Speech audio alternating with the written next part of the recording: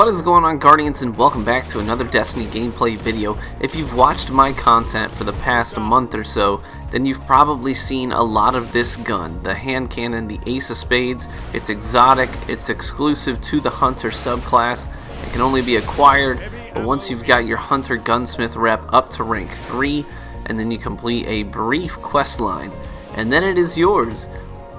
Now, I've had this thing long enough at this point that I've played with it extensively, so I would feel pretty comfortable giving my sort of opinion on it and my review of the gun. You know, I've said a number of times I never feel comfortable giving reviews of guns, especially if I've only had it for a week or even a day. You know, a lot of people throw their reviews on YouTube pretty quickly. I'll never do that.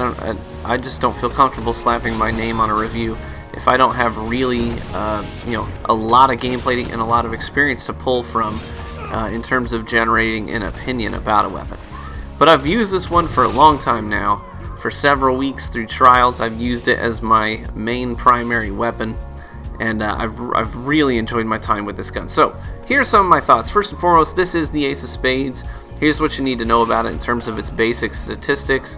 Now notice that it has the exact same base stats as an Imago Loop. So if you're a fan of the Imago Loop legendary hand cannon, then this is pretty much an exotic version of that hand cannon. And the Imago Loop is a great hand cannon. I see a number of people trying to farm for it, trying to get the best rolls for it. It's a great gun. And this is just even more so. It's amplified because of the great perks that come on the Ace of Spades. So here are the perks that come on the Ace of Spades. It comes stock with Third Eye, which is fantastic. I'm a huge fan of Third Eye. Third Eye is a wonderful perk to have in PvP. Gives you general awareness so that as your hard scope, when you're doing target acquisition and gunning down an opponent, you can see when you're being flanked. A lot of times when you're playing 3v3s, that is a huge factor, being able to see your radar as you're engaged with somebody so that you know where your next target is. That's a big factor, so that you can move on to the next target without having to descope, check your radar, and then react accordingly. It just cuts down on reaction time. So some people say that Third Eye is a wasted perk in PvP, and they say, it doesn't really do that much for you. I think you're crazy. I think you're absolutely insane if you don't think that, you know, Third Eye is a great PvP perk. I say that kind of tongue-in-cheek. I don't actually think you're insane. Don't feel offended if that's your thought. But in my opinion, it's a no-brainer. That's a great perk for PvP, especially if you're playing 3v3s, if you're ever doing sweats. I know that class exclusive weapons are banned in sweats, but depending on who you're playing up against, most people don't care if you're using Ace of Spades. Really, that rule exists for Talaylock.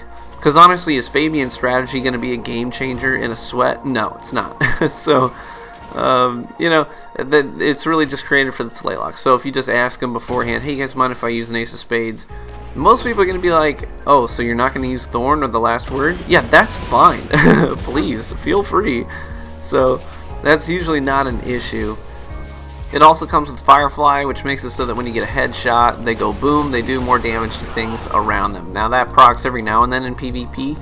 It's not a huge game-changing skill, but sometimes when it procs, it can sometimes mean that that's one less shot you have to put into the next guy to put him down. So sometimes that can be a really nice thing. Now in the middle tree you have two options. You have Perfect Balance as one option. You also have Reinforced Barrel as the second option. There is a third option of having the rounds that stagger, but honestly that one just can't compete with the other two. A Reinforced Barrel will give you extended range, and that's nice, but for me I'm going to fall off the log and say that Perfect Balance is just a bit better, because in a pinch you can spam the trigger and still be accurate, and that's a big factor, because the recoil when you have Reinforced Barrel on is pretty monstrous, so you really have to be intentional about controlling that recoil, and that's just one more thing that you have to think about in a firefight. So Perfect Balance, I'm going to fall off the log, say that's the better of the two perks, and I have played with both of them very, very extensively, so that comes with a lot of experience behind using both perks on this gun. Now the last skill on the gun is Maverick. Makes it so that when you get a precision kill, it's going to return a one round into the magazine. Now that's not a huge PvP perk, it doesn't really do a whole lot. That's great for controlling ads and PvE, but I don't really play much PvE. So It's really not a huge deal in PvP. Every now and then you're going to get an extra bullet. That's fine. But I generally tend to use hand cannon reload speed gauntlets with this. And you got 10 rounds in the mag, so it's not that big a deal. Doesn't really play that much of a factor. But the combination of the other perks is really what makes this gun fantastic. The fact that its base statistics give you enough damage to do 86 to the head-ish, and mid-50s to the body. That's fantastic. That means 2 headshots, 1 body shot will put someone down. But I tend to use it with the Defiance of Yasmin archetype of sniper. I really like it because it makes it so that you can do body shot, headshot combination, and sometimes on low armored opponents you can do body shot when you go sniper, switch to the hand cannon and shoot. So I tend to use that setup quite a lot. I use the Defiance of Yasmin in conjunction with this hand cannon. You can also do it with any other sniper, but look how easy it is just to go body shot and then switch to the primary and mop up the kill. A lot of people are like, oh, that's dumb, oh, that's no skill. Hey, you know what, at the end of the day you got the kill, they didn't. Take your points and go, get your wins, clean up your kills. That's what wins matches. So sometimes you're going to have to switch to the primary to clean up the kills, and there's no shame in doing that, so don't feel bad about it.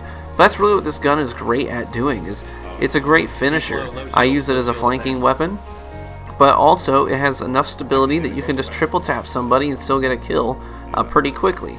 That's why I love this gun. Hopefully you take the time to pick one of these up. I guarantee you it's well worth it. It's a good change of pace.